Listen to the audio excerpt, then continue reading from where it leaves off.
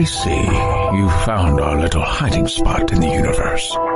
Don't get too comfortable. This is a place where you will find those with an experience that's out of this world, or possibly deep within your life. I welcome you to the Oracles with James Tyson. Lean forward and listen. We will pull you into a supernatural journey with guests from around the world, each one experiencing some of the most extraordinary phenomena this wee planet has to offer. Now, here are the Oracles with James Tyson. Thank you, Liam, and thank you, listener, for tuning into this episode of the Oracles with James Tyson. It's me, James.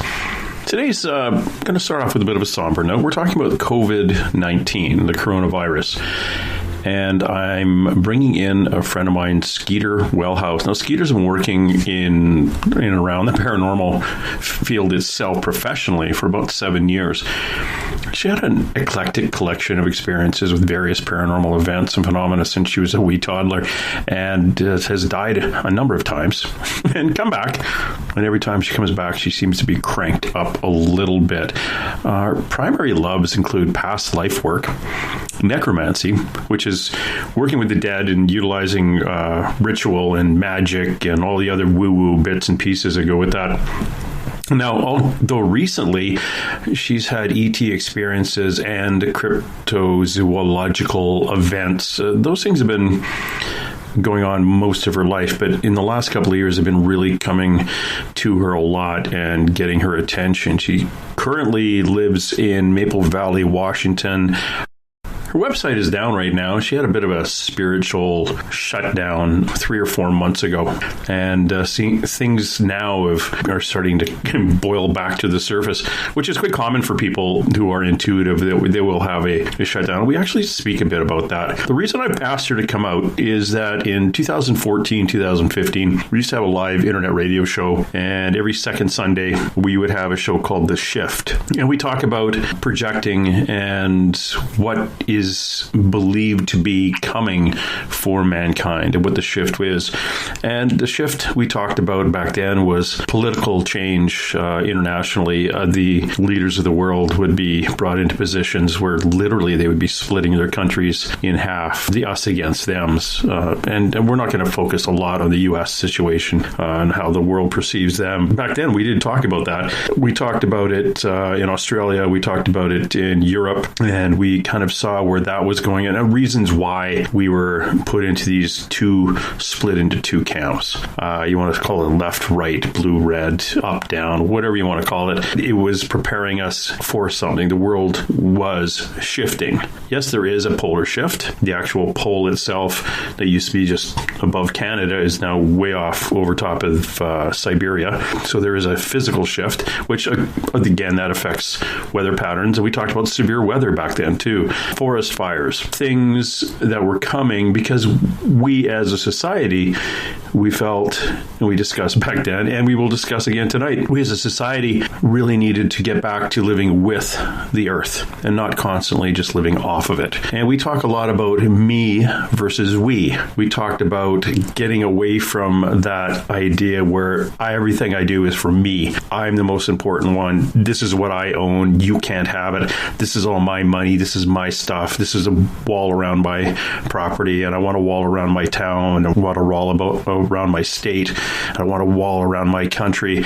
Everything's me, me, me, me, me. We'll see that in leaders going around the world as we move the political pendulum swings to the more of the right side of things, where everything is about either the leader, specific area they live in, or their country, and isolating themselves from the greater good, the greater mankind.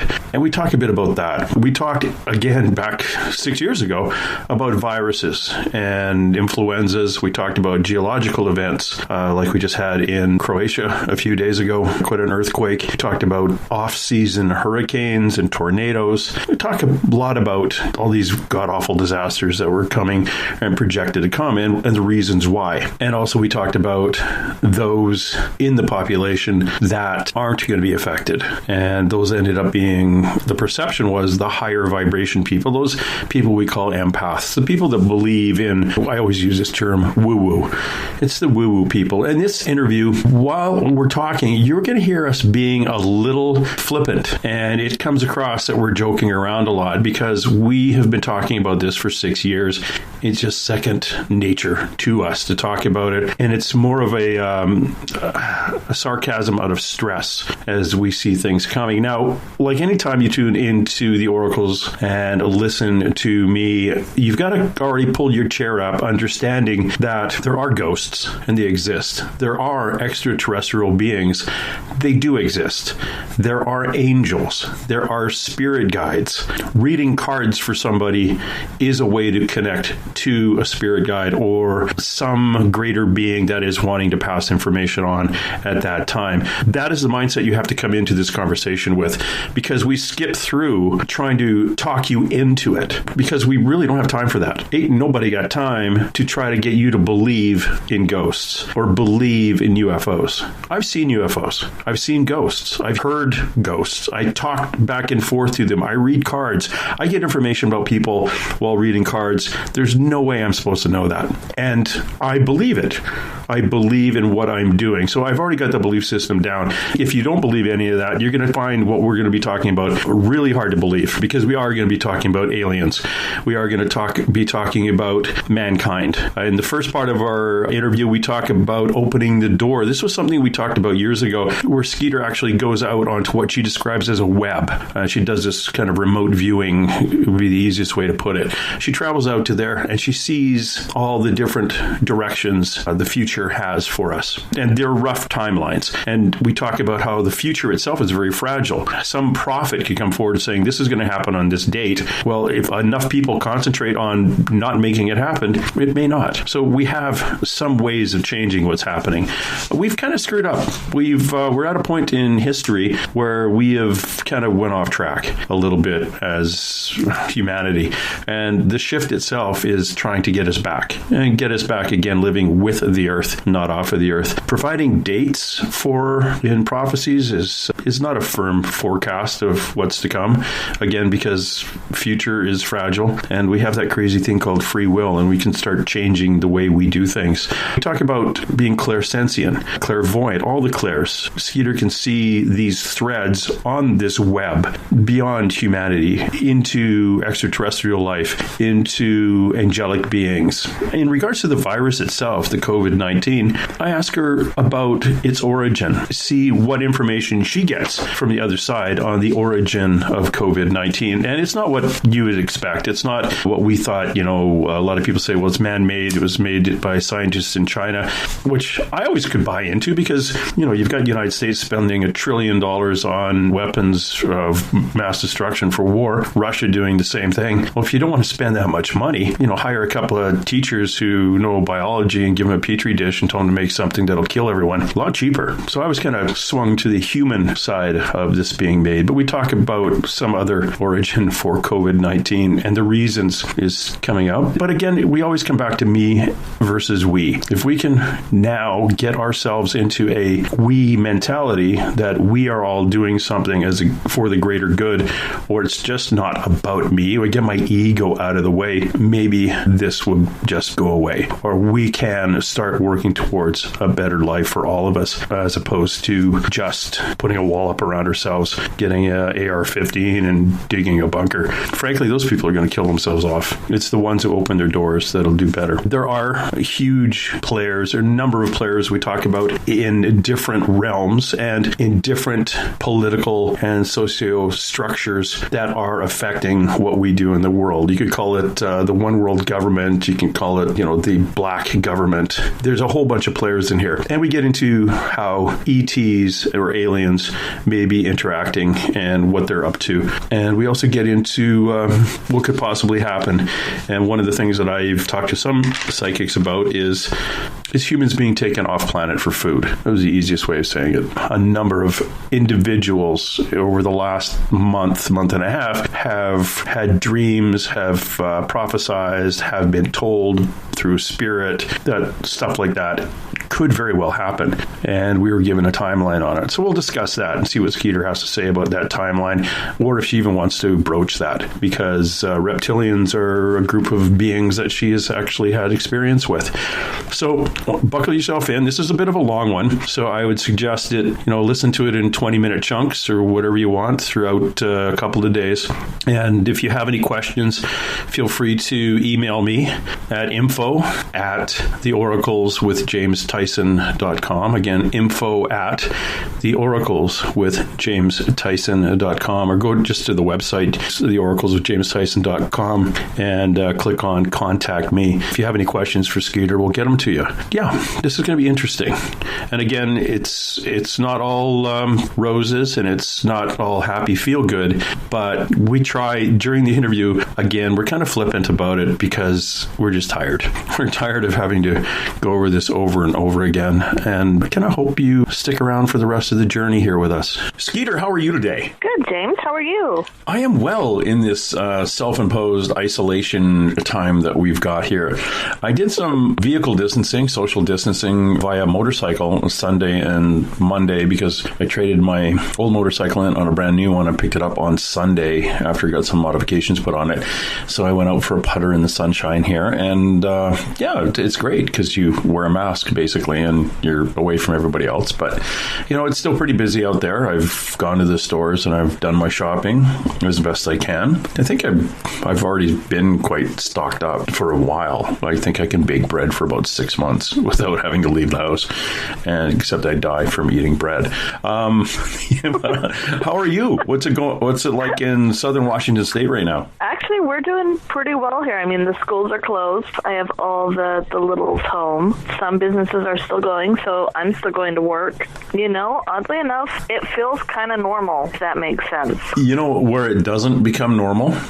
Turning the TV on and watching the news, or opening social media. If you don't do either of those, it's just a normal day. It's like nothing has really changed. Yeah, my neighbor just got a load of meat delivered to the house.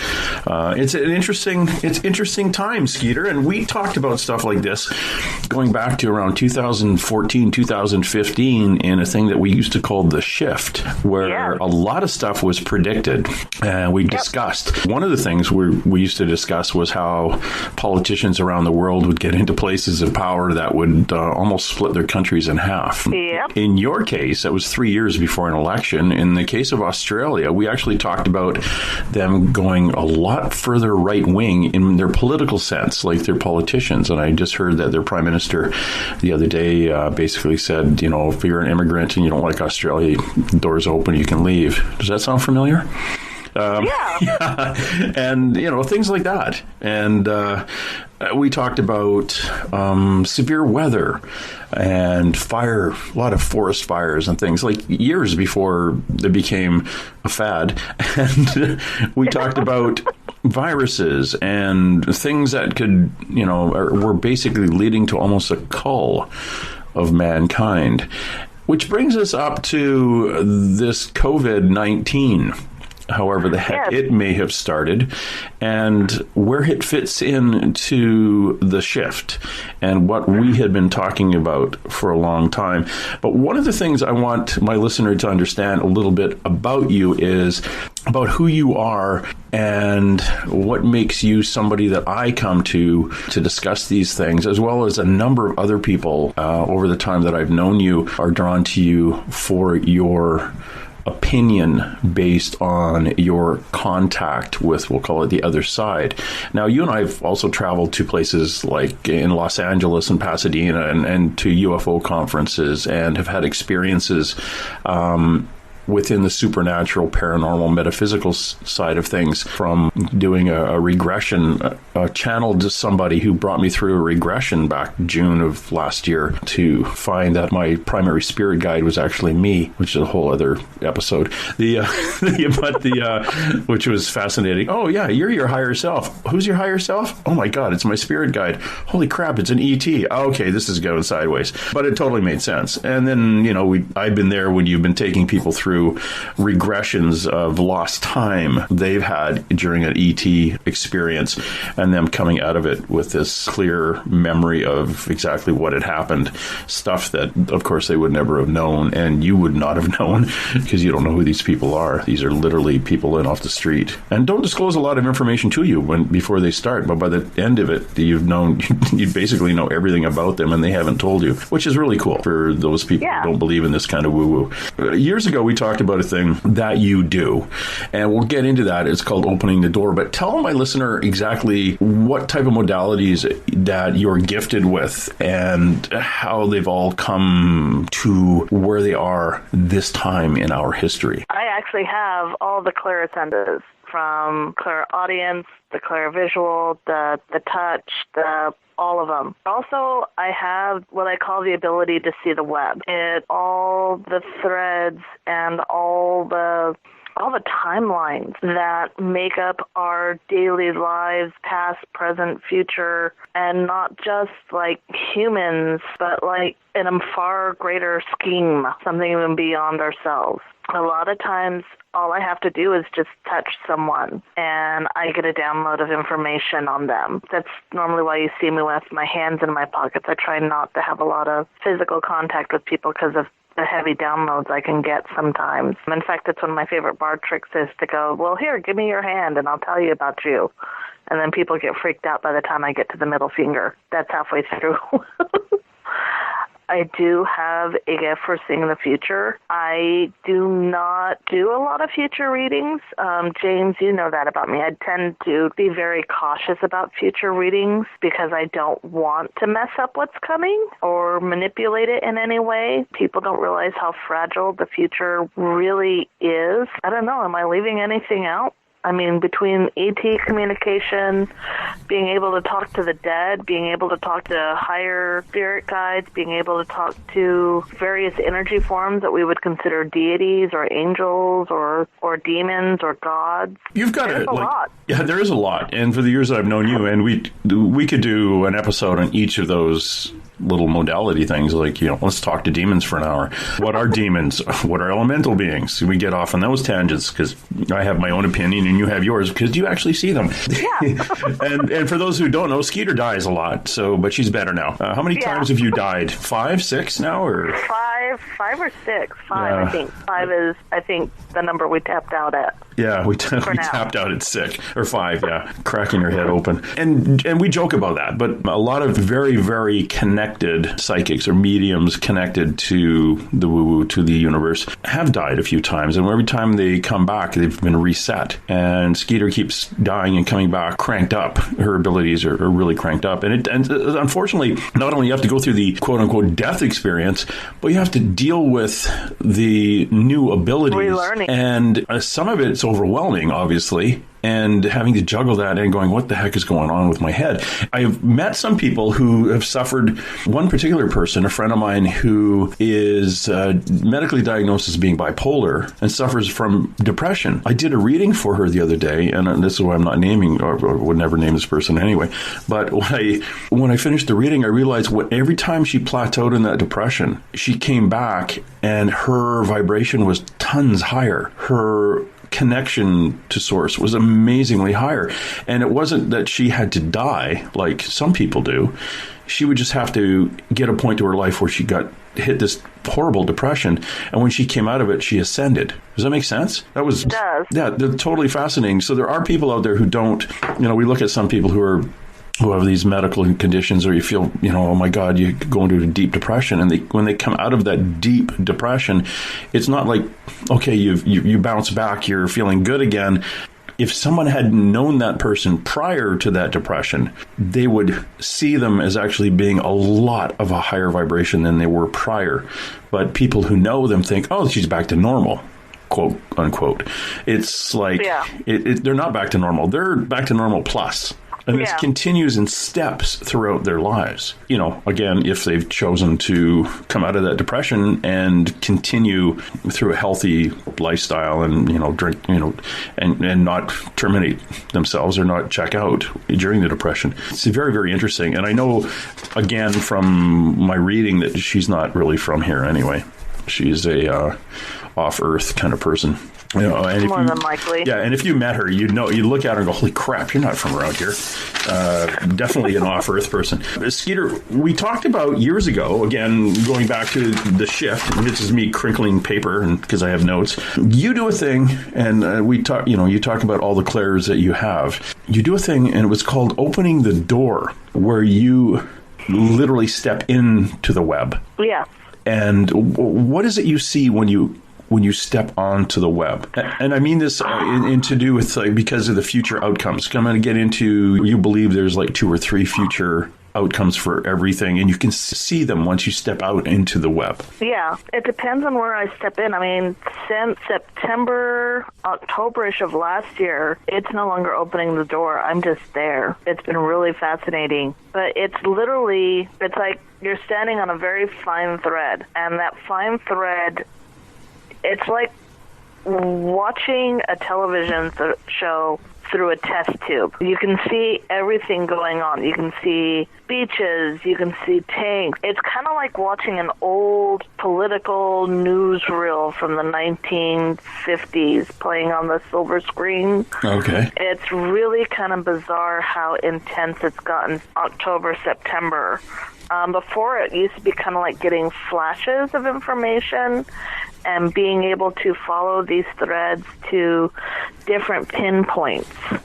Usually just 2 or 3 outcomes used to be all that I'd be allowed to see. Now I can actually see far more outcomes, and I can see far more little threads tied to it. This is why I'm even more hyper aware of how people's actions and behaviors, because what people don't realize is that their everyday reaction or lack of reaction can actually shape the future, not just for themselves, but for the greater community. Me and you used to talk a lot about, well, what about these plagues? What about what we would call almost an apocalyptic theme? I was always really nervous because you were always trying to be like, how soon? How soon? And I'd be like, oh, you got time. And now I'm sitting there going, James, welcome to the shift. Ta-da, we're there. Oh, Lord. I did the same thing. October. It's funny you said October, September. October, September, I was talking to our friend Marianne Morgan, the psychic out of the States, and she said, off air, she said, okay, I need you to,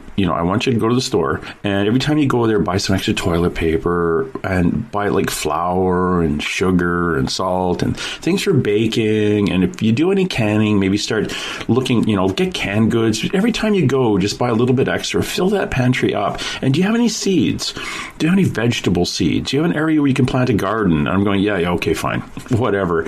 So, and then I talked to her in November. Oh, yeah. And then it would come up again. Well, have you started your little pantry? Have you filled up your basement with survival gear? And I'm like, okay, Marianne, what's going on? Oh, it's going to be okay. Don't worry, you're going to be fine. And blah, blah. And so I talked to her. She phoned me last week, and she said, so, how's it going? I went, you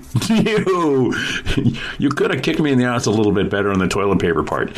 But we're good with toilet paper. But it was funny when you said October, September. I went, oh, crap. Yeah, that's exactly what was going on. And your abilities, you started getting a lot more clearer messages back then. Yeah, a lot of people don't know this, but I actually shut down shortly after October. I even tried doing a reading for you, and I couldn't force it. And what was shutting me down? It actually flustered the hell out of me. I've actually gone through my own really dark depression. A lot of people don't know that I isolated.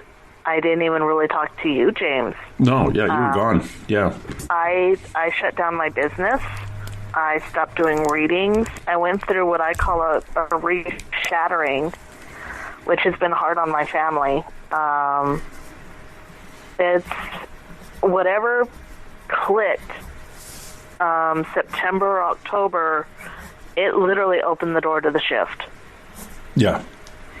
Now, and for those of you who follow me on Patreon, where we give away psychic readings and past life regressions and astrological charts, Skeeter has been one of the primary psychics in there. And we had to have her covered off by some really, really fantastic people who do psychic, like Marianne Morgan and others who do the past life regressions, and Lorianne Lothan doing the astrology charts. But, the gifting has been stopped for January, February, and we're going to pick it up again as it comes. But, these are the reasons. It's like everything in the last few months has really come to a bit of a boiling point. When I say boiling, I see it as almost like everything boiling and everything, like water shaking in a bucket, but it is going to calm down. But right now, we're just trying to ride the waves out. It's really weird because right now, for me, it is finally starting to calm. It's like all of a sudden I'm like, oh, ha, ha, ha. Oh, yes, okay, this all makes sense. I know where I'm at. I know I had to go through what I had to go through. I know there's more ahead of me. But the thing is that we're here at this great big moment in time. And I know you said earlier, if you're watching the news, if you're watching social media, anyone who knows me, I really can't watch television. I can't really watch movies. They try to keep me off social media, being able to read news feeds. I'll post stuff on social media to let people know, hey, there's this energy, or be happy, or I try to post as much as possible. If I'm not posting, it means they're really keeping me isolated. And by they keeping me, it's something bigger than human. Yeah. It's like something celestial puts me in a big bell jar and goes, nope. Not your job. Nope. Well, also, when we were at Alien Con this last summer, there was a gentleman there who is known as being one of the first really heavily documented abductees. Yes. He was 2 tables behind us, if I remember correctly. Was that Travis Walton? Yes, I believe so. And I had no clue who he was. I felt bad because he was a little insulted that I didn't know who he was. Yeah. And when I explained why I didn't know who he was, he started laughing and going, oh, you're one of those. You're one of those pure sources. And I'm like, what? And he goes, that's all, and walked off. And I'm like, wait, what do you mean I'm a pure source? Yeah. Travis is kind of fun. Yeah, his abduction was back in the 70s, but if you talk to him, he's actually had another one in 2014. And he kind of talks about it when you sit down with him for a bit. But he is a lot more connected than people think he is. They think he was just a guy who worked in a logging camp when he was a teenager and got taken up in a UFO. So do I believe that or not? There's a lot of reasons he's had ET contact throughout his life. Now, he's a little higher on the food chain vibration-wise than people would understand. Oh, definitely. Because I knew I was drawn to him. I kept kind of following him with my eyes, and I think he thought at first I was a fan or knew who he was, but it was just... Or a stalker. Yeah. Yeah, but it was just his energy. I mean, it was just vibing so high. For someone like me, it was like seeing a strobe light. It was just amazing to see that energy just blaring. And then I felt so bad because he was like, oh, you're a fan. And I'm like, I have no clue who you are. I am so sorry. Amazing gentleman. But they do try to keep me very pure and very out of the main circles so that the human part of me can't feed off of what's going on. Does that make sense? Yeah, it does. And I know that when you do have these times of your life where you're shut down, it's been explained to me and pointed out in hindsight that when your clairs get all shut down, it forces you to open up another channel that you haven't tapped into yet. And it's them saying, okay, you've got all these clairs, you've always fallen, back on the easy stuff.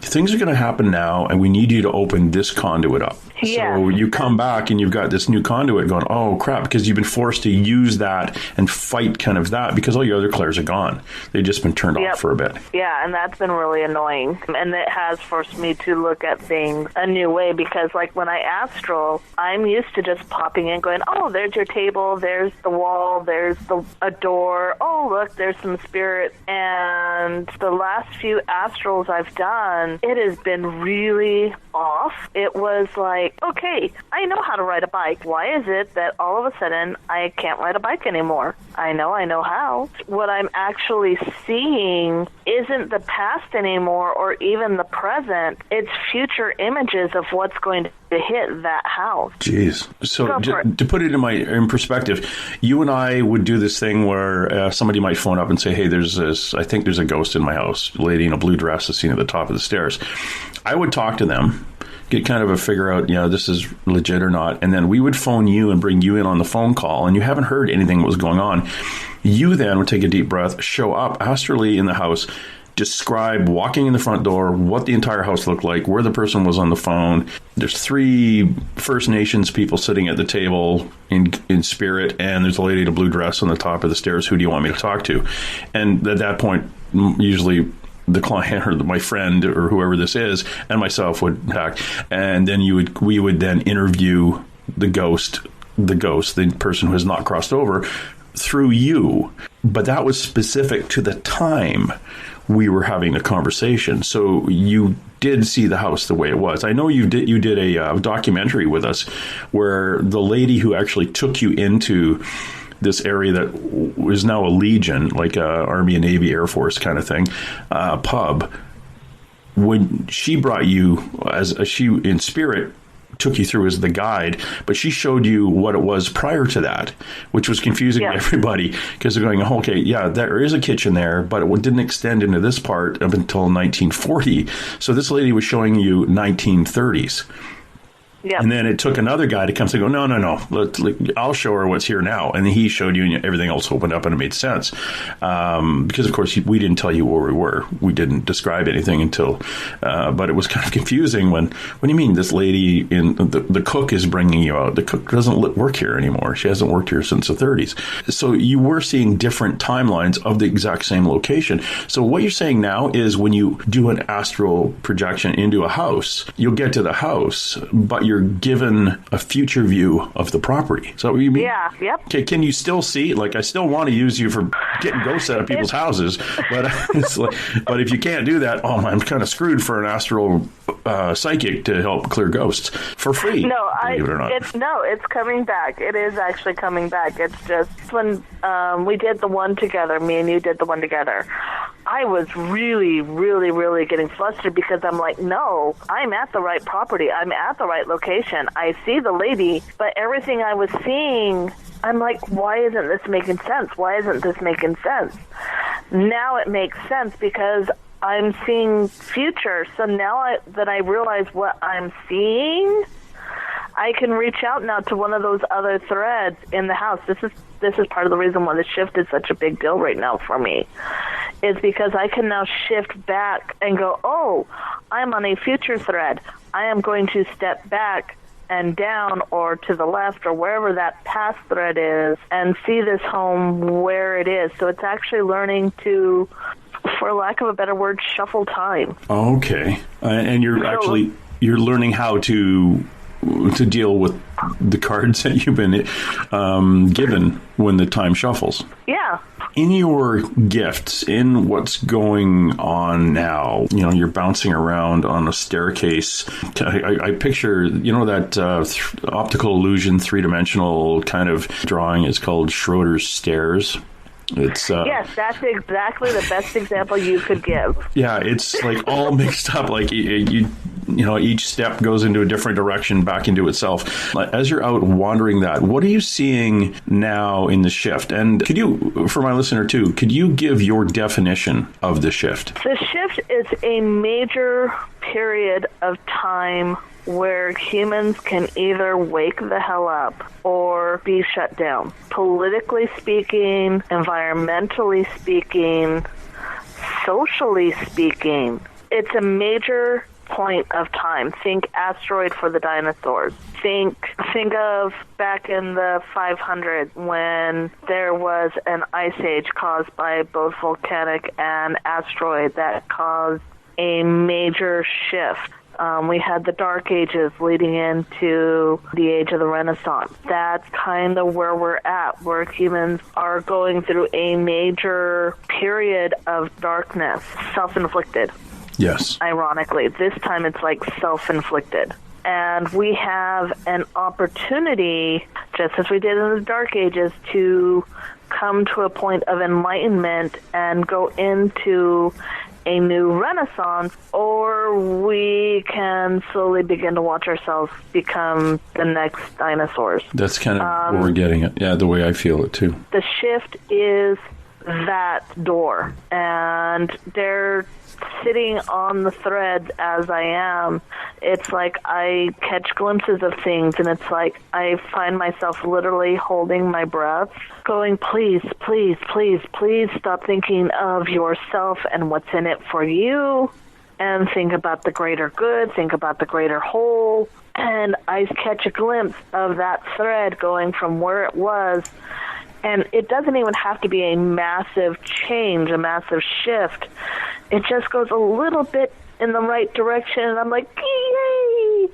Because if any of you have ever been in a math class and done graphing, even a 1 degree change can send that thread off in a completely different direction. However, there's times that I'm also watching that thread, and it goes the wrong way, and I'm like, oh, darn.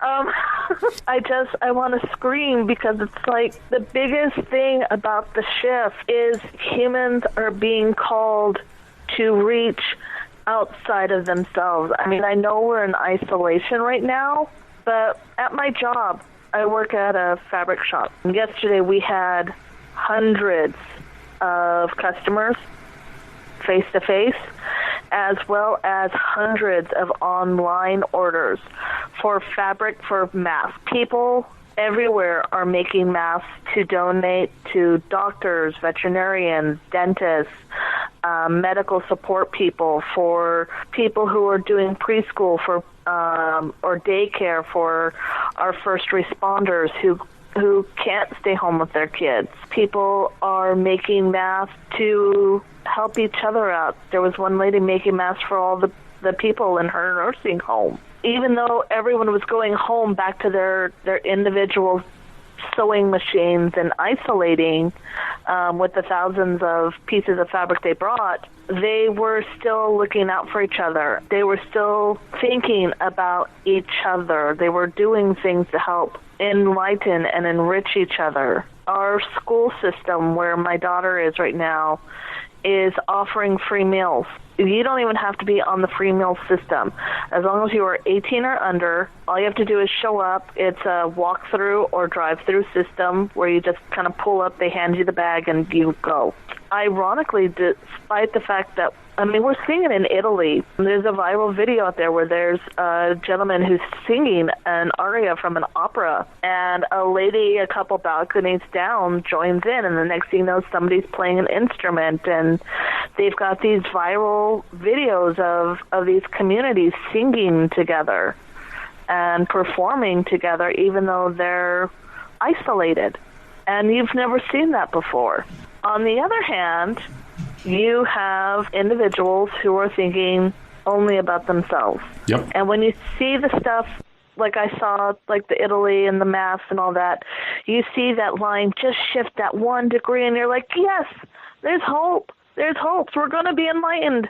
And then you see the guy who is thinking all about himself and what's good for his bank account, and you watch that line shift 1 degree to the other way, and you're like, why?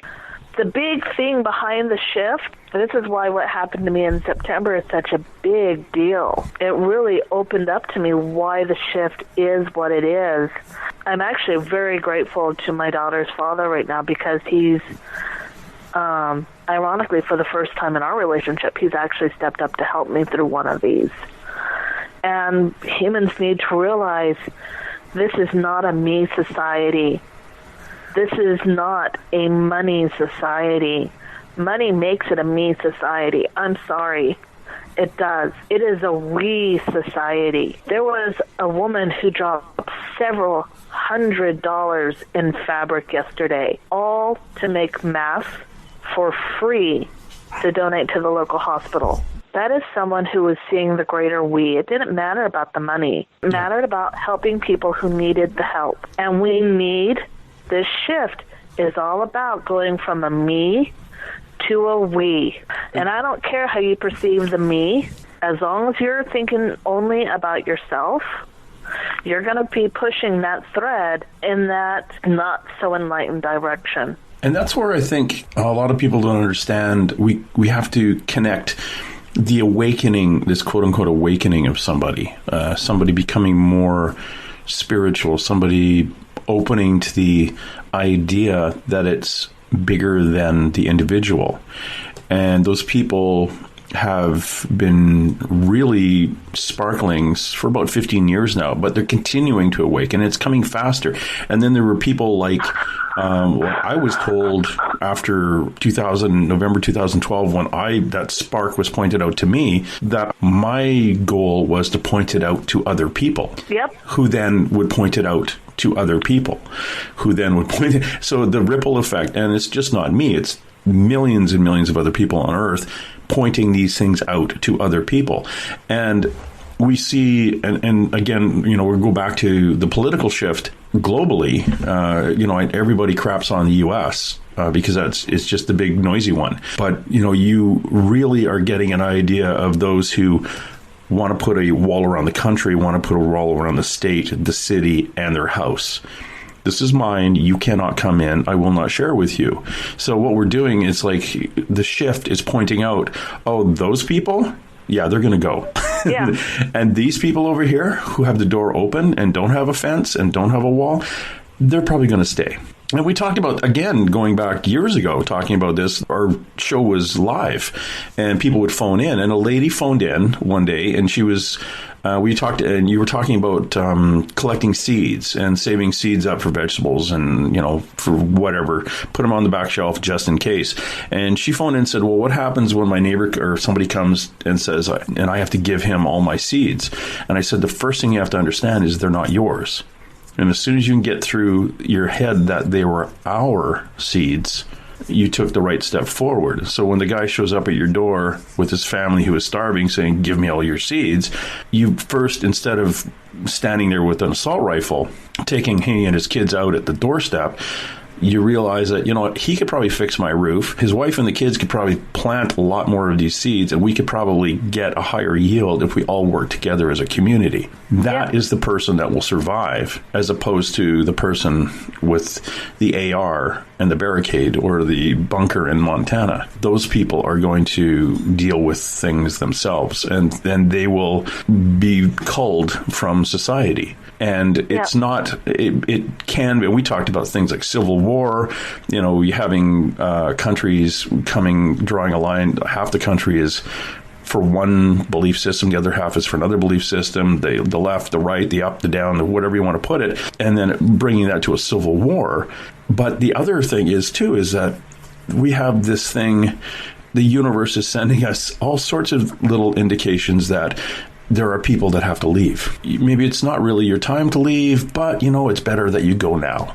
So what we're going to do is we're going to introduce a virus, or we're going to introduce a geological event like happened in Croatia the other day. News in your own neighborhood. These aren't necessarily meant to call people. This is a call out to people. I mean, if we actually work together as a community, these things wouldn't be as devastating. I mean, you think about it. If people if we were looking at the other countries and seeing where the countries that had done the absolute shutdowns and their bell curves at least stopped rising, they just topped out, plateaued, and we self-isolated instead of, going to spring break or insisting that this was a vacation, not a lockdown. The bell curve would have already dropped. Well, the numbers wouldn't be going. If we reached out to Puerto Rico and said, you know what, this is important. Yeah. These are other humans. Let's get them back online. If we reached out to these other places, if we paid more attention to the fires in the Amazon, if we paid more attention to the fires in Australia instead of looking at our bottom dollar and what are we going to get out of it, or not my backyard, not my business, these wouldn't have to be cold. It would be an opportunity to step into solidity, a solid human existence. It wouldn't be, James, you're Canadian and I'm American. It would be, James, you're my friend, and that's all there is to it. Yeah, the border, our border is invisible. I can go to the Washington State, British Columbia border, and it's on the one side of the road. We don't have a wall. Yeah. We built one, actually, after the election. No, that's a whole other story. Just to keep the people fleeing the country out.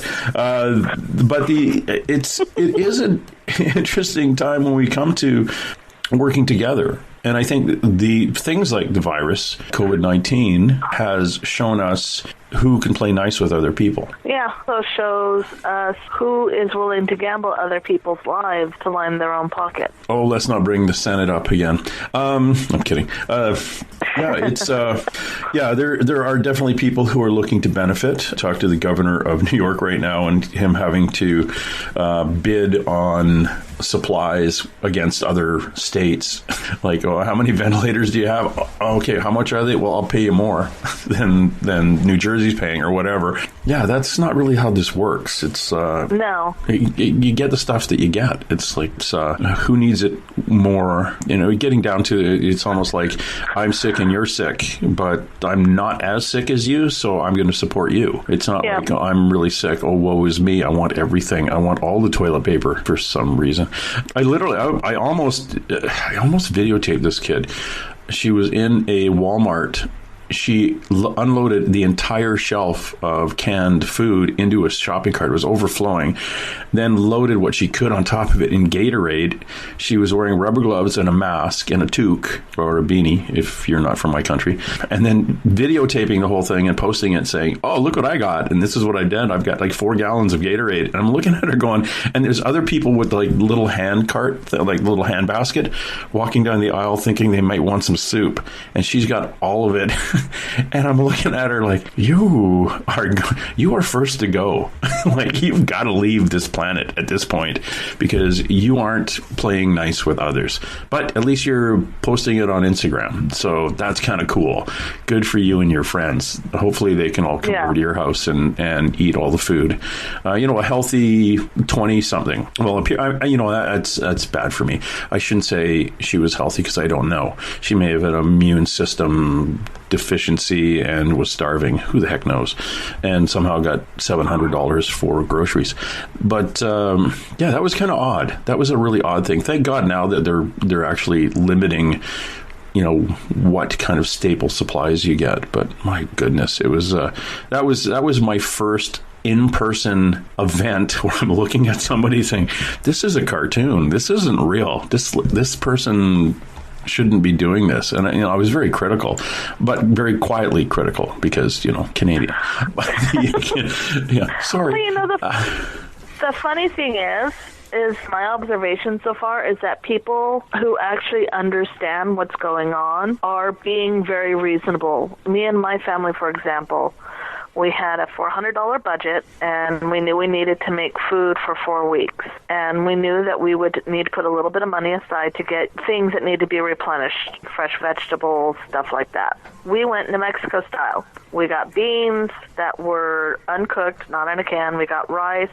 We got some basic canned goods. We got the staples. We got things that, should something happen, we could lock down and be okay for a couple of weeks, even if we couldn't go outside for fresh fruits and vegetables. We understood that there were other humans who would need these things. So I got only what I needed that I knew could sustain me for X amount of time. I could understand a little bit of every man for themselves, but out of all honesty, James, if you had a whole bunch of kidney beans and I had a whole bunch of rice, I'd be knocking on your door with my little mask and hold up a little sign so you can see me through your peephole going, I have 5 bags of rice. Could you trade me 5 bags of beans? That would be the time to set up a community. I've got this. Can anybody trade me for this? There's all sorts of things you can do. We're talking a lot about self-preparedness. Tell me, with your metaphysical side of you, where do you think this virus came from and how long it's going to be around? There's me giving you a timeline again that you hate using. Honestly, I think it's been sitting for a lot longer than we've actually been aware of it. I don't think it's come from any particular country. I think it's been sitting in multiple countries, just kind of waiting to get a foothold. It's almost like, anybody who has any kind of medical issue knows that if you're really stressed, if you're sick and something else comes, it makes it easier for that something else to take hold. And over this winter, we have had some very, very, very stressful situations. Every country has experienced it. Australia had the fires. Here in the States, we had our impeachment hearings, which divided up the people a lot. We've had a lot. There's been a lot going on that has really, really stressed people out. And one of the things that really affects your immune system is stress. And I think this was just waiting for people to get stressed enough to take a foothold. And I think that's why it was able to spread so quickly, is that so many people were already exposed to it to such an extent that it just needed us to be stressed out enough to show. Just our immune system dropping down to the point where it could actually grab a hold. Now, it's funny, I shouldn't say it's funny. I have a tenant here who every day is keeping score. She goes on the internet and says, okay, the U.S. is now into fourth place. It used to be in third place for the amount of viruses. Italy's in first. Spain's in second, whatever. What are you talking about? Oh, there's only, a few thousand more today. Well, that's out of a population of multi-millions. It's not a lot, but you got to really understand that that's only the people that were tested and tested positive. How many millions of people got the sniffles and staying home or have various limited symptoms of COVID-19? It's not really affecting them, but they're infected. So you can't really say, oh, there's only 2,000 people in this country that have it. No, there's thousands of others that have it. Those are the only people who've been tested. Well, also, they've pointed out that not everybody is genuinely reporting all the numbers. I mean, they're mostly focusing on death. Yeah. And they're not reporting the fact that there's a lot of young, healthy people in the hospital right now with COVID. I think the youngest person in the U.S. was 5 years old. Yep. Well, reported anyway.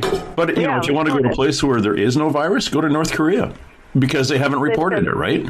Yeah. So there you go. Greenland and North Korea, two safest places on the planet. It's kind of odd. Now, we're, again, using your woo-woo side of your brain, is this virus man-made? Is it off-planet? Or is it just a function of two little bugs getting together and liking each other? I don't feel it coming from something man-made.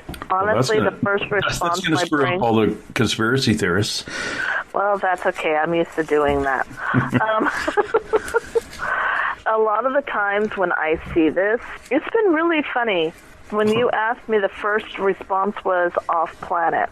Yeah. I know a lot of people are saying this is animal related. I know one local physician has pointed out that it's very similar to the equine flu that went down through the Southwest, and I think it was maybe 5 years back, maybe further than that caused all the horse shows and everything to shut down there. It is very similar to something that would transfer from one organism to another. So we automatically assume that it's coming from our animals, either domesticated or wild, coming into humans. The thing is, though, organic is organic.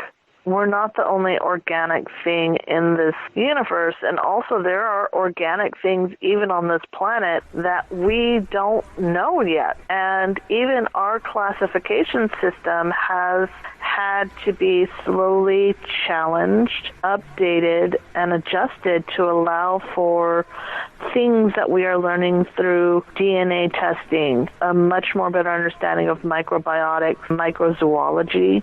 We're learning a lot more because of technology. I almost feel like we're in that stage of everybody's like, no, we're not advancing. This is the way it is. This is the way it's always been.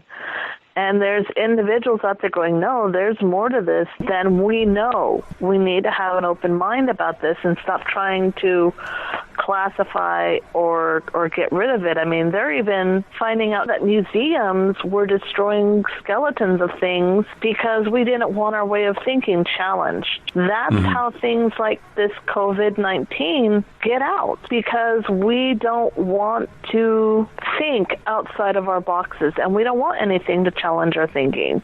I don't really think this is human-made, and I don't really think it's from our animals. Something a bit more complicated, and I really think it has more to do with the destruction of this planet that's allowed this little bubble, this little thing to pop and go. And the fact that everybody's stress has given it the foothold it needs to do its thing. Yeah. I mean, out of all honesty, I've met some amazing people who are just the chillest people on the planet.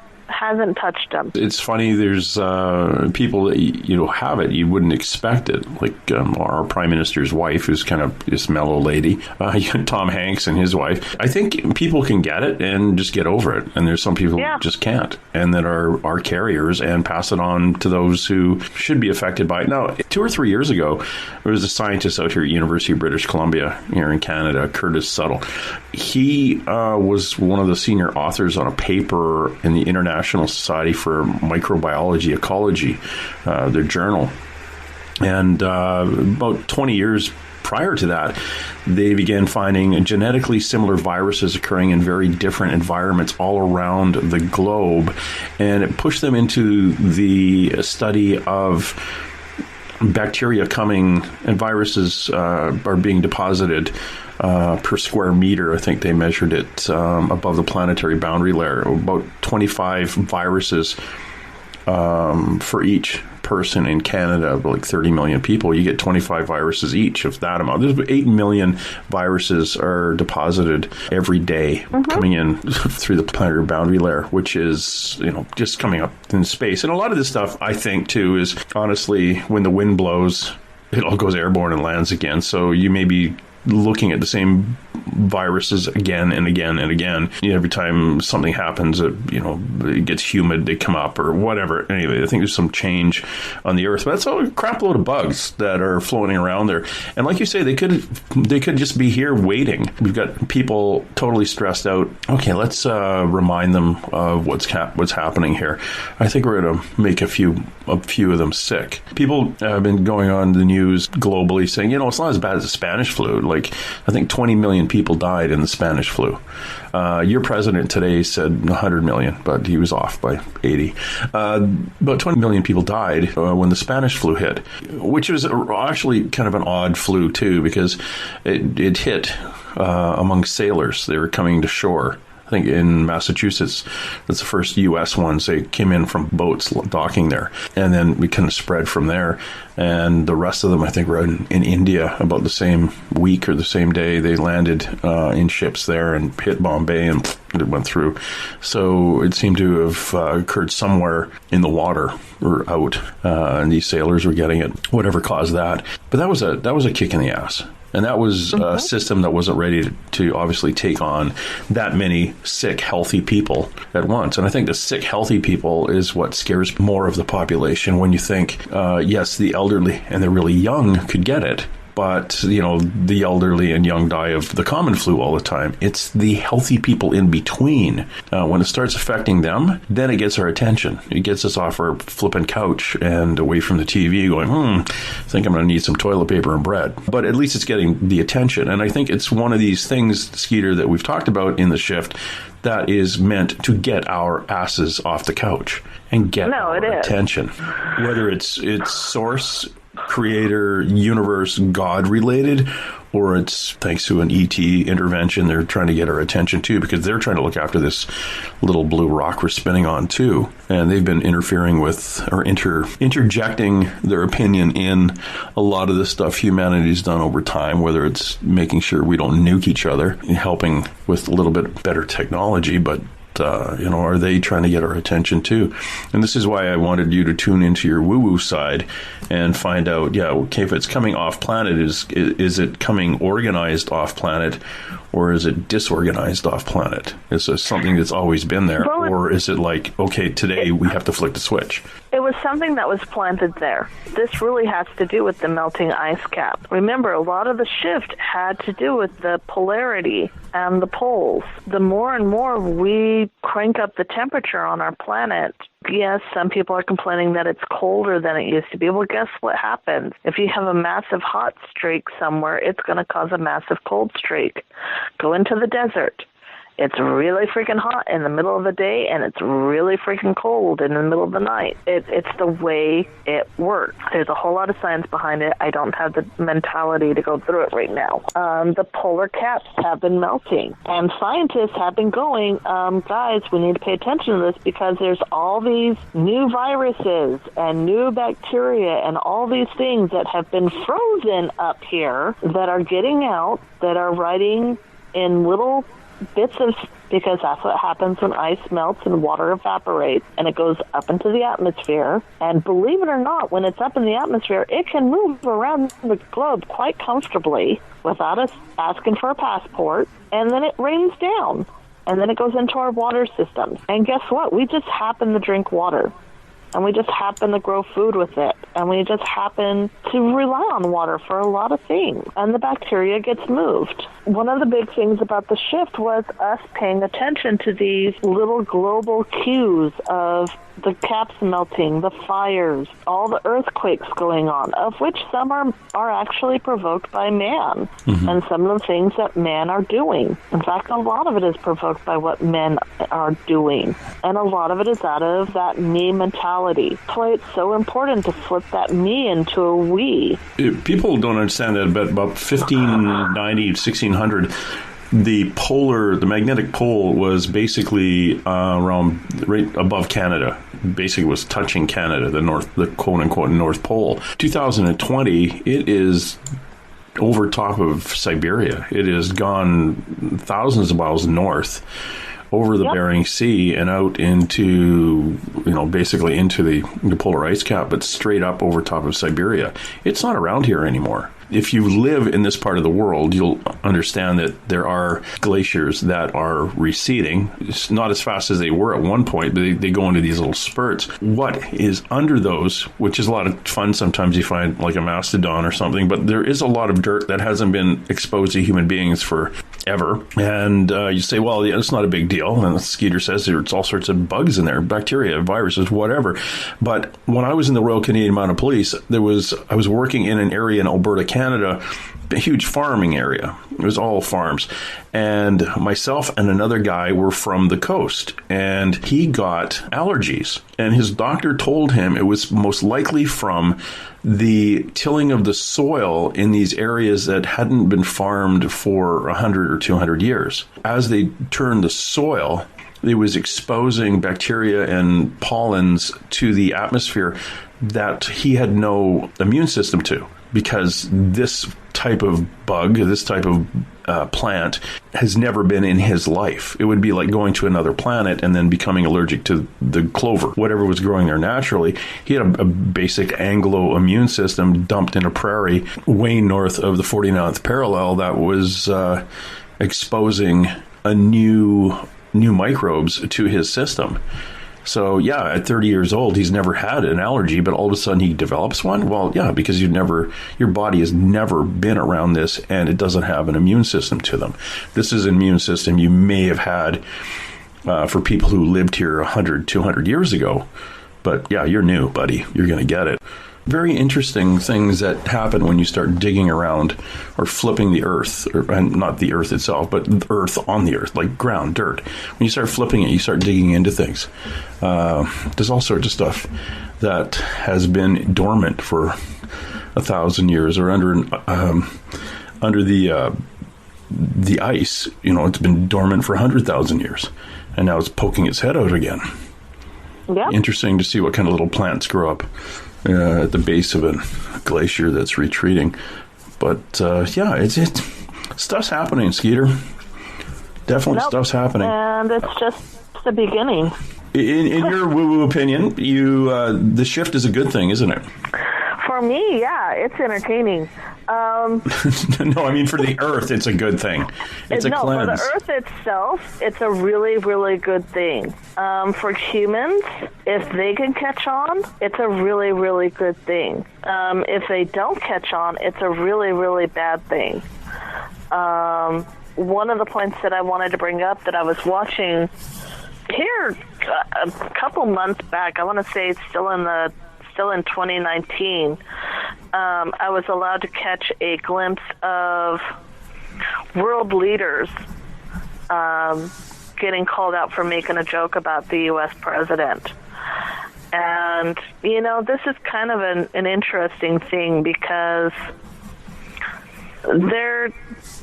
I know politically speaking, we try to let every country do its own thing, and we try our best to kind of handle things as they go.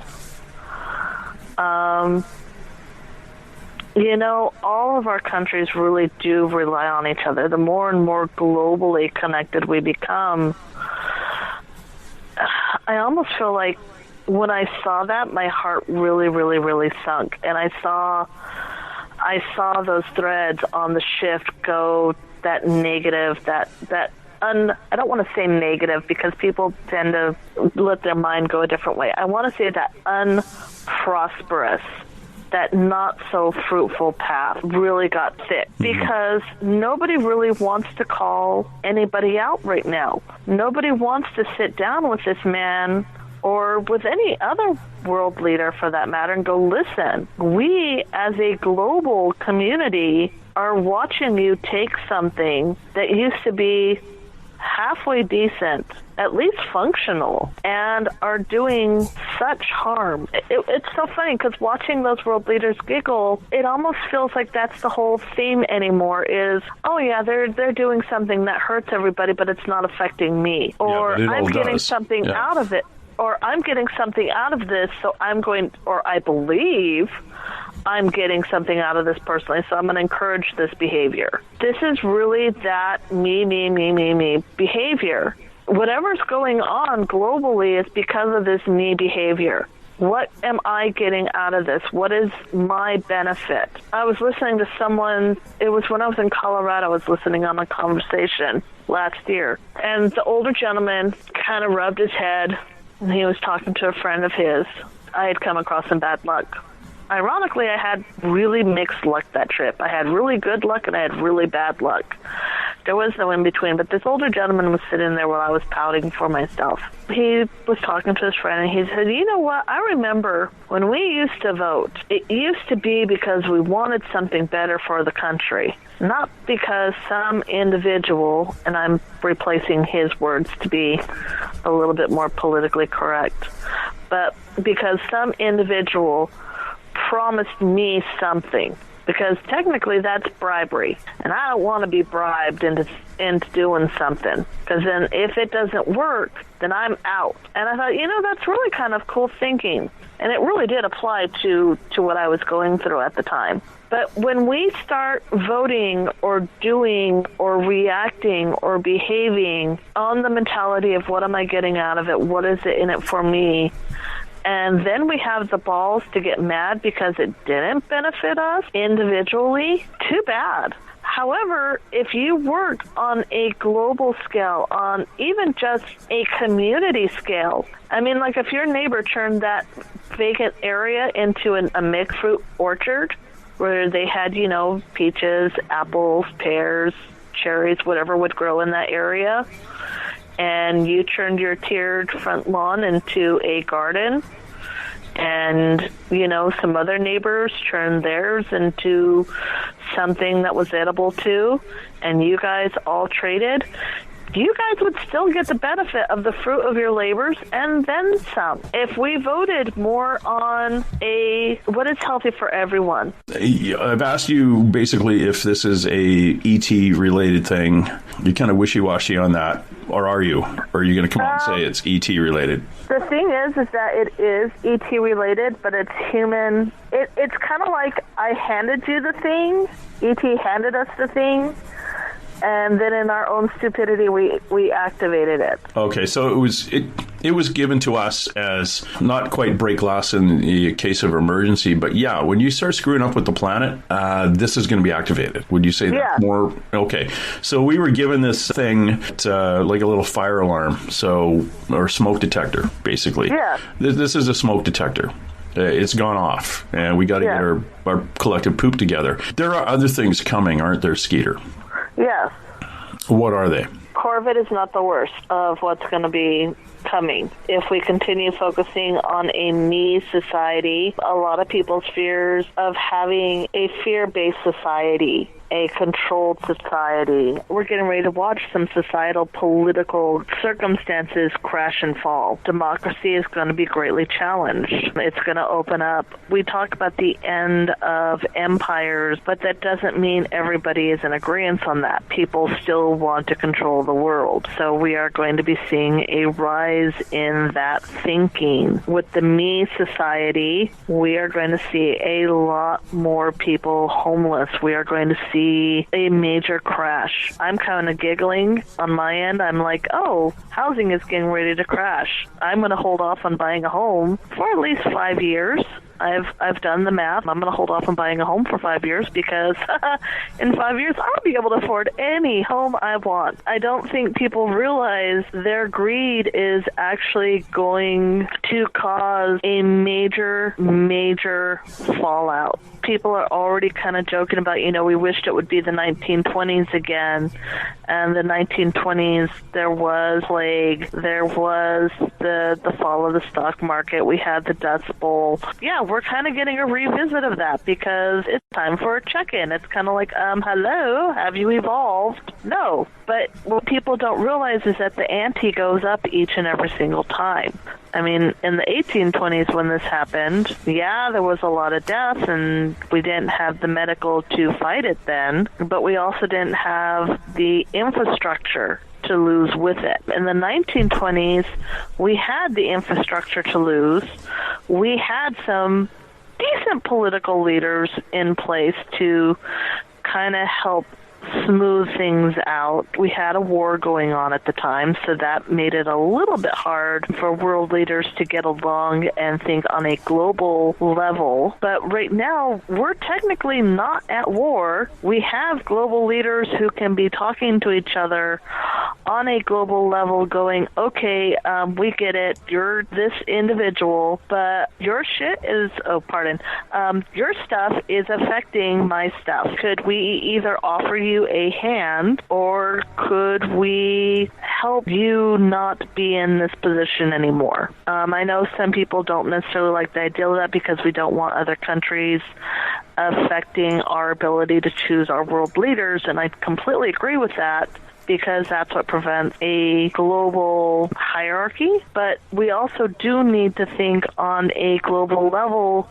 because we're no longer just a country across the ocean. We should honestly be better situated globally to face this, to stop it in its tracks. But instead, because we are in such a me thinking and not a we thinking, it's really, really starting to hurt people. And if we keep at this, you're not going to be able to just have my house. You're going to have to take on boarders in order to pay your rent or your mortgage. The tent towns in Seattle, those are going to grow. I don't think people realize how bad this is going to be, and until they stop thinking in their mind, well, until it happens to me, it doesn't matter. Tough. I mean, I've talked to you about this before. One of the big things about the shift, one of the other big things, there's so many little pieces, but there's some big pieces. Everyone wants to go back to the Bible or their religion or whatever. One of the things that I've told people before is that if you look at the 10 Commandments, not as rules, not as commandments, unfortunately, I think the 10 Commandments have been warped by humans and their me attitude. It's a guideline for how a society should work, because if we as a society are taking care of each other, you should have no need to covet thy neighbor's belongings. If we are doing everything that we have as a society to take care of each other, there should be no need to murder thy neighbor. There really isn't. In fact, as a society, if one of us kills someone, we should be going to that person's side going, okay, where did we fail? Did we not give you the medical treatment? Did we not give you the housing, the home, the what happened? What happened as a society that we failed this individual, that they felt the need to kill someone in order to survive?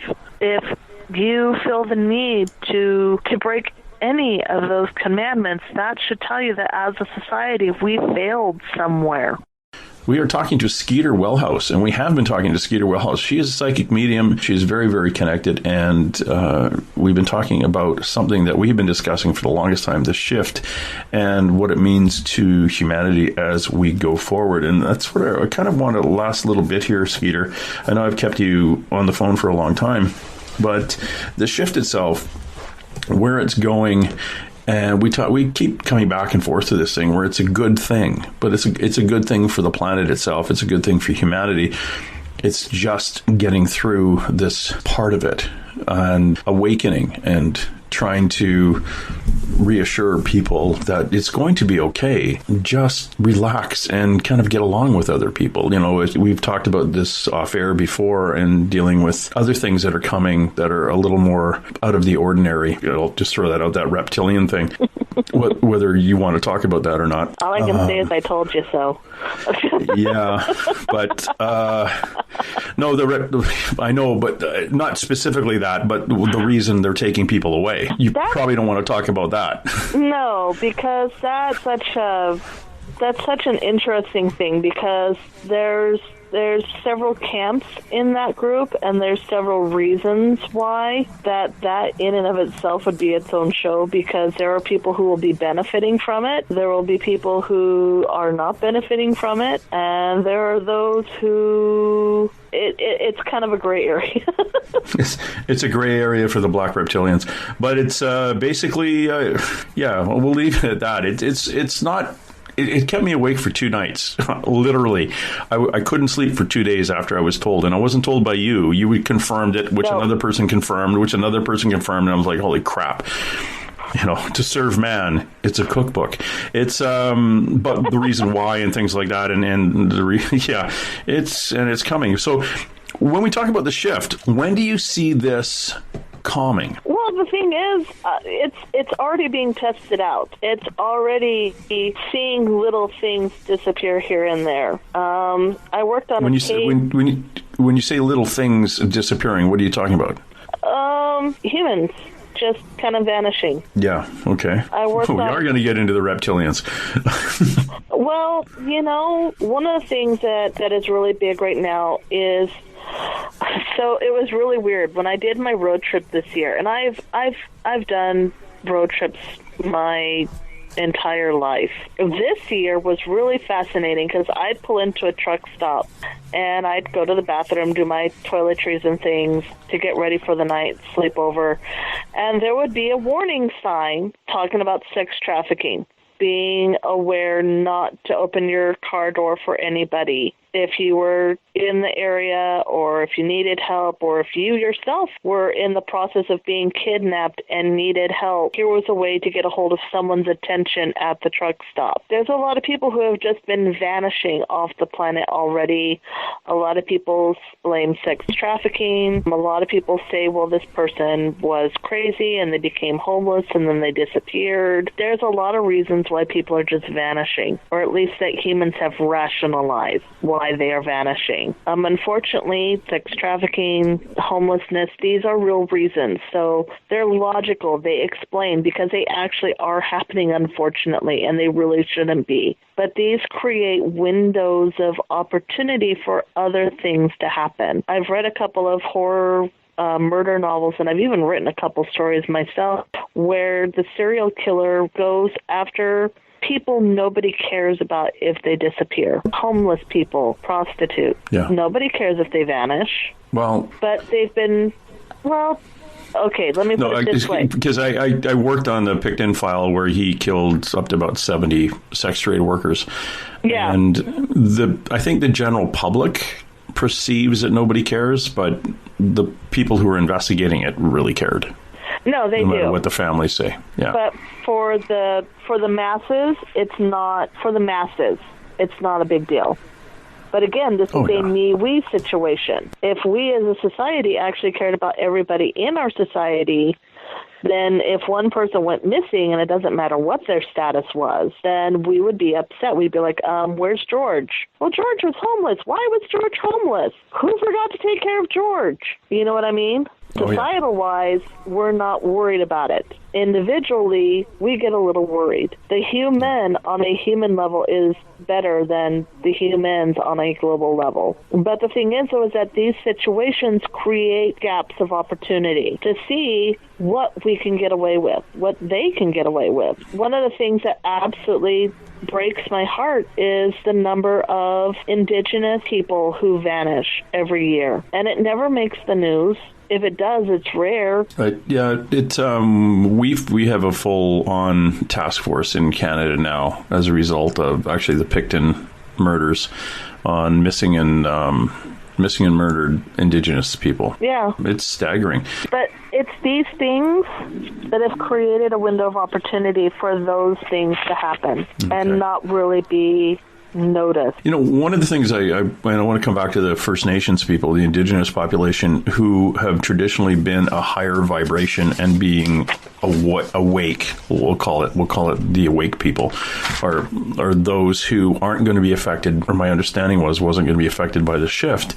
We have a number of these people being taken, even though they're higher vibration. So is it that those who are removing people from this planet aren't really caring about the vibrations of the people, or are they, or this specific group of people being taken are not up to the vibration of the rest of the family or the clan? Or so let's put it this way.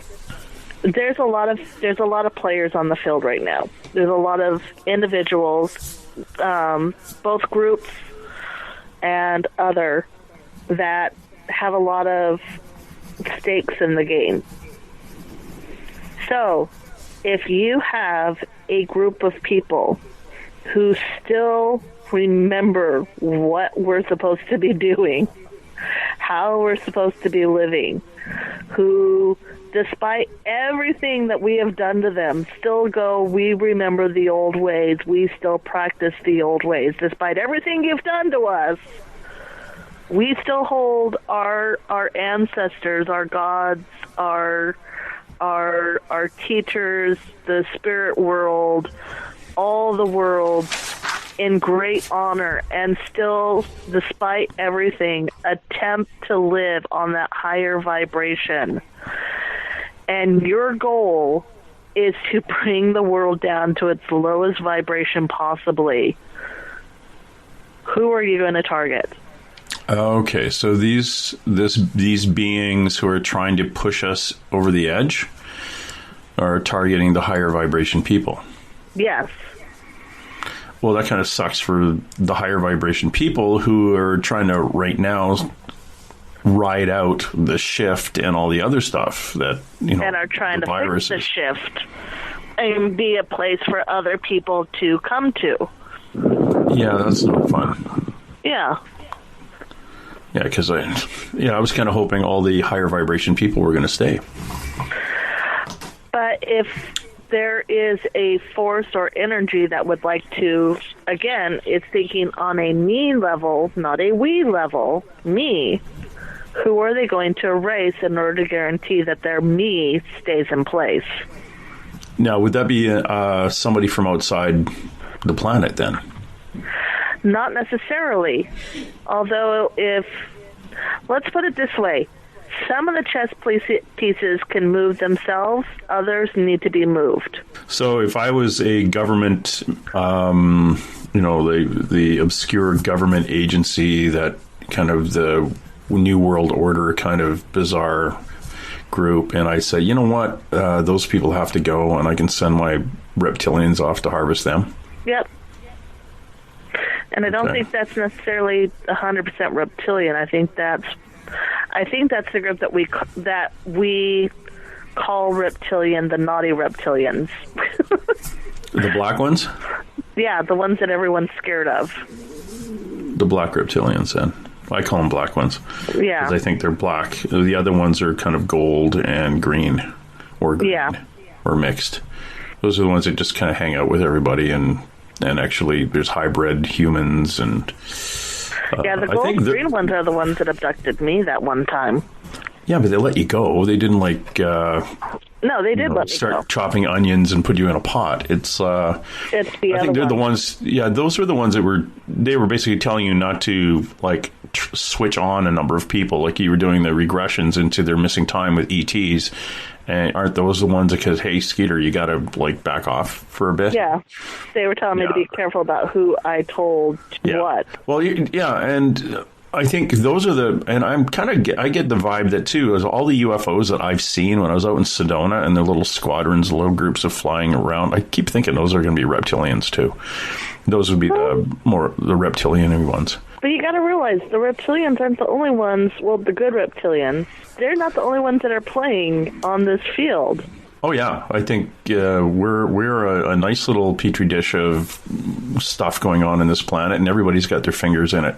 I mean, one of the things is that I've got a book that's been waiting to come out, and it just keeps getting lost in the shuffle because it really explains how many players are on this planet and how that me thinking versus that we thinking has made Earth one of these really rare and fascinating situations. And there are so many chefs' hands in this pot. It's really kind of cool. I mean, if you step back from it and you think about all the reasons and all the things that are here and why they're here and all the ways that they've figured out how to live and work together, and then how things have, again, shifted and changed. And every time we go through one of these periods of massive shift, for the most part, we do okay. We kind of figure it out. We're really getting in a bad habit of no longer doing a Texas two-step where we take 2 steps forward, 3 steps back. We're getting more and more in almost a stalemate, or just grabbing the rope and pulling our way as hard as we can, thinking we can force it to be what we want it to be. And that's not why this was created. I mean, there's a massive period of time that humans don't know what was going on. And to be real honest, that's when everything was being set up. And this isn't an accident. There are some things that have evolved naturally as they were supposed to, and there are some things that have been added to in hopes of making it better. But the more and more this me mentality digs in, it just really kind of takes away from the magic of it all. And these groups, these high vibrating groups, these ancient people, I mean, Australia just got ripped apart by fires, and so much was lost. And they're doing their best to rebuild and recover under their circumstances, and now they've got the COVID on top of that. The thing is, people need to realize the shift it's really trying to remind you of where we're from, and the people who are going to go missing, all the players on the field, our imaginations can't even begin to touch everything that is genuinely going on. And the fun thing is that people know people are gullible. Conspiracy theories, some of them have a wisdom to them, some of them are just smoke and mirrors to make you look over here so that you're not looking over there. Lots of fun. Lots of things to look forward to. I've got, before I let you go, I got a couple of questions I've got to fire out here. And going back to the whole reptilian thingy, I understood that there are four countries that are going to be most affected. That was United States, China, India, and Australia. Is that what you get to? Yes and no. Okay, which part is the no part? Yes. India and Australia, not as much. It's yes to a degree, but not for the same reasons as the U.S. and China. Yeah, I was thinking, I couldn't figure out Australia, but I was thinking if you're actually we're going to have a base here and you're used to living on a planet that's 110 degrees, northern Australia would be a good place to live and to have a base. above ground. But also you got to realize Australia and India on a spiritual level are very high vibration. I mean, okay. No, really. I'm just thinking with the new president of Australia right now, the kind of the right wing shift in the country. Okay, don't think about the current people. Think about the original people. The Aboriginals, yeah, the Aboriginal people would be higher vibration, but the newcomers, the Anglo types. This is why I have to be very careful with Australia and India, because there are things in both of those countries that are very old and were once upon a time and still are very aware of the things that I've written in my book but can't really talk about. I really hope one day I'm given the green light on that. Okay. But you can see it in their deities. You can see it in their ancient art. You can see it in the ancient writings. You can hear it in their story time. Australia's story time is a very, very, very, very important thing. And there's a reason for that. And there's a reason Australia and India are both going to be kind of that mixed bag, because they've still got that. Yeah, so there'll be a good chunk of them staying in and a fine chunk of them leaving. Yes. I can see why it's a yes or no. A yes and no for those countries. Yes.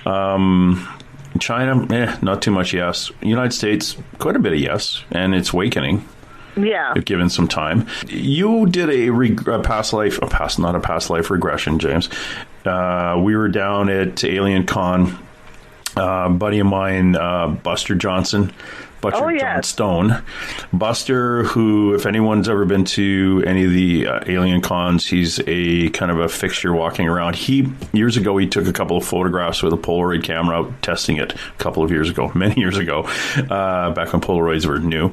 He was in the backyard and he was testing it, and he saw a light up in the sky. Very lower light, like a UFO, or it looks like a plane that's not moving. So he took a couple of pictures of it. Again, just testing his Polaroid out. He put the Polaroids out in the kitchen, went off to do something, came back, pulled them out to see what they looked like, and there were handprints on them. And the handprints projected into the actual photograph. And if you look at your index finger, you've got, two knuckles on the index finger. These things had 3. And they had fibers instead of would be pores. Well, Buster has since sent those off to the FBI, who've given him a nice report saying, yeah, they are handprints. They are a living being's fingerprints. But they're just not human. So he lost some time. And what you do your thing. And I thought, again, this was one of those times where you were visited by something off planet that said, you should be kind of calming down a bit on this. But you did your thing, and this was actually a fascinating one, because you went into a seizure partway through this. Yep. And your partner, what's her name? The girl who was helping you there, she called me, and I had to press parts of your body that into your nerve plexuses to kind of get you out of it. And what is it you saw? You said the reason you went into this, you were interfered with. You had an ET come in basically saying you had to stop and started shutting you down. And then a higher vibration being came in and said, leave her the hell alone. And that's how it was left. Yeah. Well, Buster comes out of this, and Buster's been giving, has had a lot more opening in his life since then. And I was talking to him not too long ago, and he was given a date. He asked, and this was a date for quote unquote disclosure. And disclosure meaning, when is the government going to come out and tell us that UFOs exist and are real and we have ETs walking around? Well, he asked that, and he was given 2/22. Since then, he has got February 2022. Yep. And it wasn't that the government was going to come out and say, hey, we want to tell you the UFOs are here. It was going to be the other way around. The UFOs were going to showing up and going, yeah, we've been here for a while. Yep. This is what we're doing. Does that date resonate with you at all? Oh, yeah. I'm looking forward to that date. Okay. Because my other psychic friend who was talking about the reptilians taking people to the meat market when she was given the vision and put into, like, basically sitting in her van with her kids. When you were watching, like, people in your neighborhood being loaded up into these big clear boxes sprayed with an antiviral and taken off planet, how old were your kids? And she said only a couple of years older than they are now. And then we both paused and went, oh, crap. A couple of years older? Like 2 years older? And she goes, oh, yeah, I guess that's about it. And then Marianne Morgan, bless her, she says Trump will be reelected. And I said, oh, that's going to be interesting. And she said, yeah, but he's not going to make it through the entire 4 years. About the 1.5, 2 year mark, something's going to change. But he just disappears. Like, there's something she can't see him as a president then. Yeah. Which is a whole other issue. It's like, okay, so, but it's all aiming at like 222. A whole other, here's one to drive people completely nuts. Marianne Morgan's going, okay, the Antichrist is here. And I went, what, where? In my room? She goes, no, he's here. He's actually working quite closely in government right now. So she disclosed who. I said, is it so-and-so? And she goes, yeah, how did you know? And I said, wild guess, because his business in whatever city it is, the address was 666 and all these other things. And he's kind of this little shadow person within the Trump government. And I said, oh, great. Now, wouldn't that be interesting if Pence dropped out or some reason he's not vice president and the GOP bring this guy up as VP and then Trump leaves halfway through his term, and all of a sudden we've got the Antichrist as the president of the U.S. And she said, oh, yeah, that would be interesting, wouldn't it? That's all she said. I should have her back on and talk about that. That's kind of bizarre. Do you have any input into that at all? All I can say is that's why I'm really holding my breath as the next big knot in the web is coming up, and why I'm really looking at people going, we have to think on a we level, not a me level, because Trump really, really, really appeals to me people. Yeah, he is the ultimate me person. He is. That's why when things went the way they did with our recent event here in the United States about his impeachment, I was watching our Republicans, all the me people going, you do not understand what's going on, or if even scarier, you do understand what's going on. And when that knot went and unfurled itself, I was like, well, this is going to be fun. And then here we are with COVID-19, and I'm like, oh, you're right on time. And I think that's about the same time you started going, so Skeeter, what about this? And I'm like, welcome to the shift, James. Yeah, all your answers were like, welcome to the shift. I'm going, damn it. You and Marianne Morgan telling me to pack everything up into a... get my pantry loaded, and you telling me welcome to the shift. We used to always talk about this being around, actually we did talk about it at one point a few years back, it being 2020, 2022, and then it jumped to 2040, and okay, you won't have to worry about it. I'll be really old and gray by then, and not that I'm not gray now. But that would be it's still another 20 years away, and now all of a sudden, crap, it's only 2 years away, or it started, and well, actually, it started back when we were talking about it back in 2014. Yeah. The shift was starting. We were already dealing with severe weather. We were talking about things that were going to affect us globally. We talked about, almost like what the hurricane did to Puerto Rico. And then after that, we talked about that as being an example of what's going to happen to us all if we don't get our collective poop in a bag. Because if all of a sudden they shut off the power one day, how am I going to go to the store and buy something? You're probably not going to be at the store. You're not be selling anything. You're going to be at home with your kids.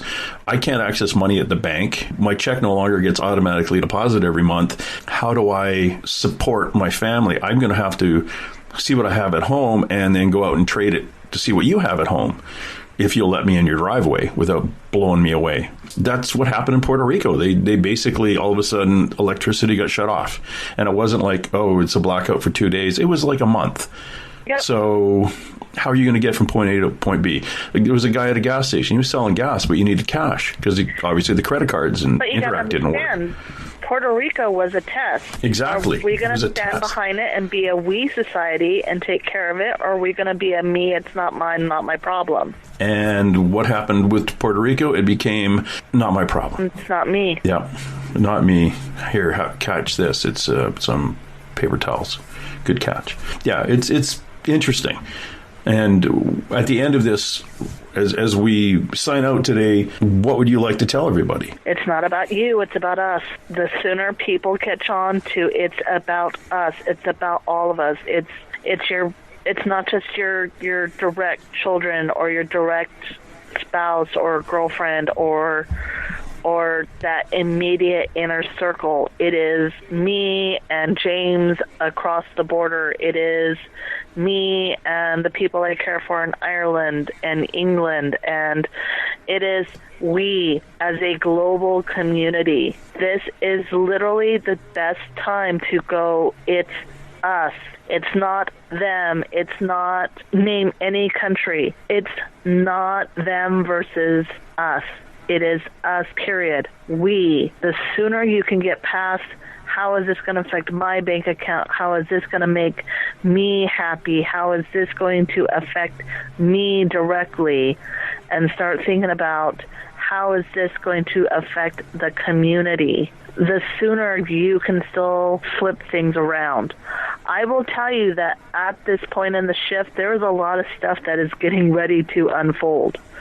We can't stop it all, but I can tell you the really, really bad stuff, we can still do a sharp left or a sharp right and buffer along the edge of it. But unless we switch from that me thinking, what is in it for me only, and go to a we thinking, really thinking as a society, what can we do for each other to get each other out of this? This means people no longer thinking about their bank accounts, actually getting out of greed. Greed is one of the deadly sins. People have forgotten that. There's some truth to that. I mean, I'm pagan as hell. I'm sitting here going with my deities going, woohoo!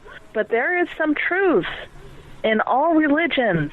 Do unto others as you would wish for them to do unto you. Period. No ifs, no ands, no buts, no loopholes, no my God versus your God. I am looking at my brothers and my sisters globally and going, what can I do to help raise us all up together? That's the only way this shift isn't going to kick our ass. That is the only way to avoid 222. 222 is a countdown. And again, let's go back to the very first page, the very first time we talked about this. The future is fragile. It's incredibly fragile. And it can change. It can change. I mean, I've told you before, I believe in the Oedipus theory that I've come up with for telling future predicaments. For those of you who don't know, Oedipus, his dad, went to Apollo's sacred city to talk to the oracles there. And they told him that he would have a son who would grow up to take over his country, kill him, marry his wife, technically his mom, and kill everybody and ruin the entire country. The king had a choice in that moment. In the story, he chooses to send Oedipus away, to kill Oedipus, basically. The person who took Oedipus away felt bad for the baby. The baby was eventually found, raised by another kingdom, came back, killed, basically fulfilled the prophecy. However, if Oedipus's father, and whenever you are given a glimpse of the future, you have many options to choose.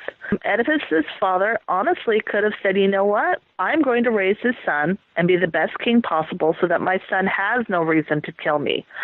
I'm going to introduce him to his mom so that he doesn't hook up with his mom and knock her up. I'm going to create a kingdom that my son will be proud to be king of and not want to destroy it because he'll have something to lose by destroying his own really great kingdom. To be real honest, the minute anyone tells you something about the future, they are giving you one of these threads that I see on the web where we are literally at a crossroads. I work at the crossroads a lot. A lot of the deities, a lot of the energies that I work with are at the crossroads. When I give you information about the future, and James is kind of learning, I'm cheeky about this, I'm giving you an opportunity to think about how can you make this work for the best. Not what can you get out of this or how can you avoid your fate, but how can I spin this to make it the best possible outcome for the highest good of all. Again, me, no. We, yes.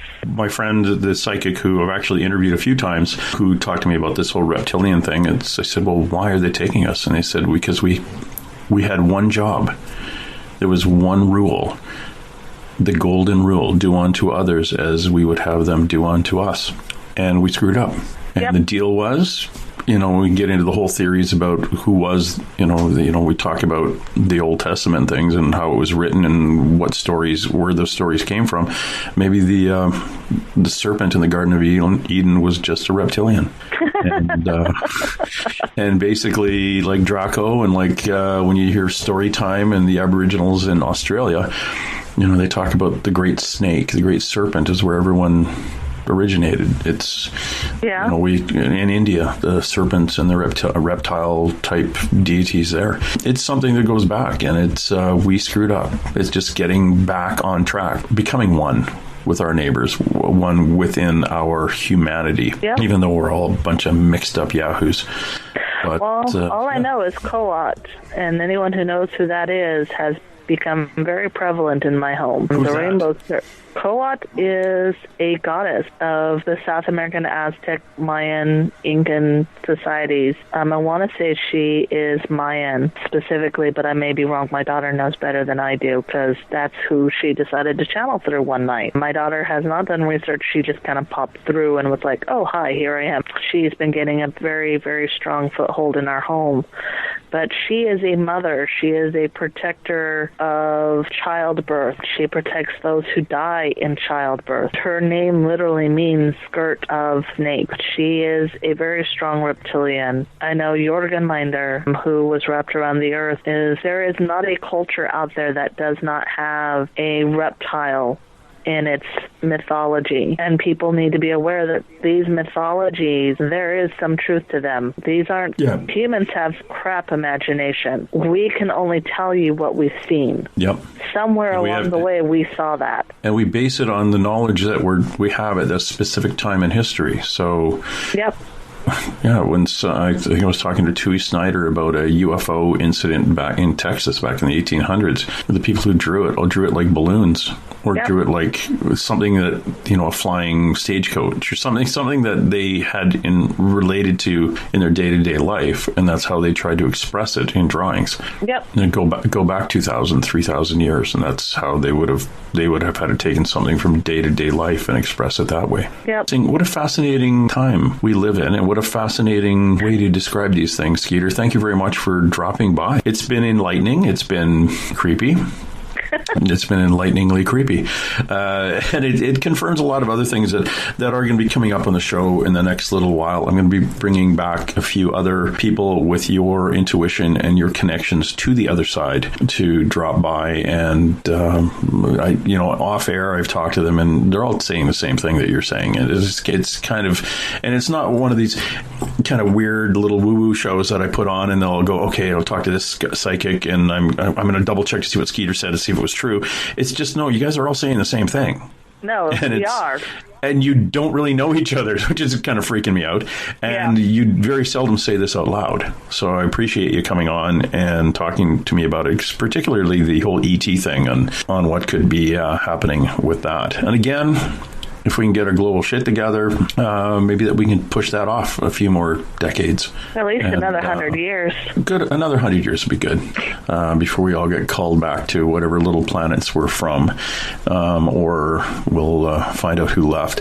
And I'm going to have you back on. We should talk about hybrids and things like that, too, and how it's affected the planet. We could talk, obviously, for hours, because we already have. My hour and 20-minute show has gone, 2 hours now? So I'll let you get back to... going raiding your neighbor's pea garden or whatever it is you're going to do. Or we're actually getting ready to do some candle magic on a global scale, and I don't know if I've ever sent you pictures of my candles. No, is it something? It's risque. They should arrive in a brown paper envelope or something. No. Okay, but no, alrighty. We're setting intentions today to help start waking everyone up. Excellent. That is what we're supposed to be doing. We are supposed to be touching other people and leaving it for them, pointing it out to them, leaving the silver bullet on the counter and riding off into the sunset. And if it's meant to be, they will hit that switch. Yep. And more and more it's becoming meant to be. And those people are now going off and doing the same thing for others and helping people wake up to what's going on and what's coming and get their head out of their little all about me ass. Again, thank you very much, Skeeter. Skeeter Welhouse, are you still doing readings at all? I am getting ready to start readings again. They are getting ready to take my timeout off. My timeout wasn't a punishment. It was we need to pull you back to school and teach you some new things. So I'm about to graduate, I should actually say. So it'll be a lot of fun. I will be doing readings probably again starting next month. Cool. Would you do a couple for me every so often for free for my listener? I would be more than happy to. Excellent. I will advise them that it's coming back. And I know there's a couple there that really want to talk to you. And they're giddy. They will be giddy that you're going to be coming back online. Okay, Skeeter. Skeeter Welhouse, please be safe with your family. Wash your hands. In fact, wash all your neighbors' hands. Don't touch your face with your neighbors' hands. And do all sorts of cool stuff. Have fun with your candle thing and bless everyone around you that's coming to you for advice, and hopefully they're going to get switched on too. Of course they would. Actually, they wouldn't. I don't think people would be introduced to you if they're not being switched on. It's just, I think, the way things go. We attract the right ones. Those who need me come to me. Yes, and those who don't, send you bills. All right. We'll talk soon. Again, Skeeter Wells, thanks very much for coming by.